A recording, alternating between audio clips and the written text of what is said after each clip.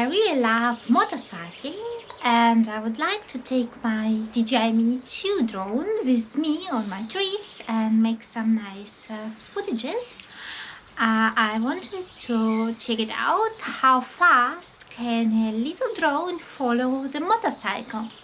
So according to DJI official information, the maximum speed of DJI Mini 2 without any wind in a sport mode would be about 16 meters per second, which I calculated is roughly 57 kilometers an hour.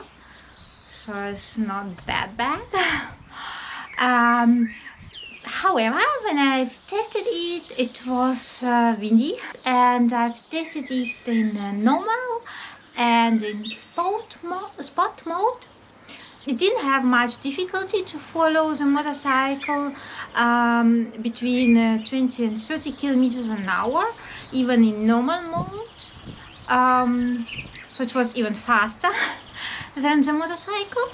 Starting with a speed higher than 45 kilometers an hour, the drone lost the motorcycle in a normal mode, and in sport mode it actually could follow, even with wind, it could follow up to 50 kilometers an hour and slightly more.